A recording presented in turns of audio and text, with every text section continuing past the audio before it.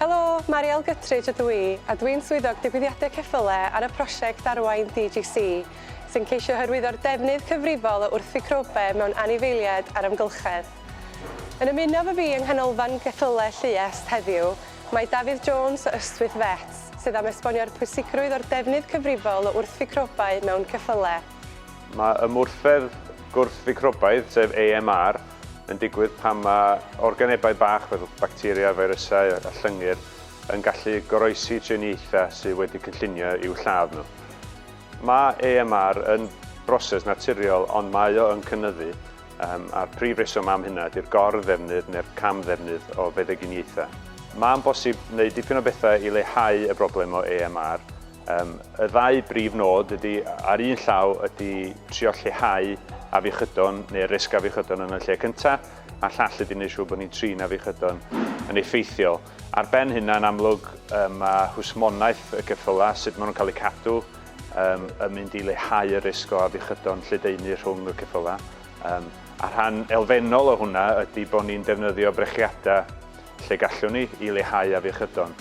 A beth sy'n holl bwysig hefyd wrth gwrs ydy pan mae gennym ni afiechyd, bod ni'n trin ar afiechyd yn effeithiol, a mae hynna yn golygu sawl peth, ond y prif beth ydy bod ni'n gwybod be ydyn ni'n drin, felly cysylltwch efo'ch milfeddyg a wneud siŵr bod ni'n cael diagnosis iawn a bod ni yn defnyddio triniaeth effeithiol. Ella bod hynna'n golygu wneud profion, a wedyn mi fydd yna gwrs o feddyginiaeth yn cael ei roed i chi roed i'r ceffyl, a mae'n holl bwysig bod hwnna'n cael ei roed yn llawn a dilyn y cyfarwyddiadau. Mae AMR yn bwysig yn amlwg i berchnogion ceffylau, a mae'n bwysig i ni hefyd. Mae o yn rhywbeth sy'n gallu mynd o un rhywogaeth i'r llall. Felly mae'r un iechyd, mae'r One Health yn rhywbeth, mae hyn yn rhan elfennol ohono yn neud siŵr bod ni'n lleihau lledaeniad y clwyfi yma sy'n gallu goroesi triniaethau, achos maen nhw'n gallu pasio o un anifal i'r llall. Fel rhan o'r prosiect Arwain DGC, mae clinigau iechyd ceffylau ar gael i berchnogion ceffylau yng Nghymru, a hynny gyda'i milfeddyg lleol.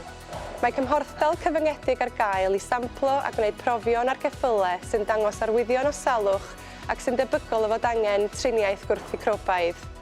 Bydd cyfle wedyn i dderbyn cyngor gan eich milfeddyg lleol ar y triniaeth gorau posib a sut i geisio atal salwch tebyg yn y dyfodol.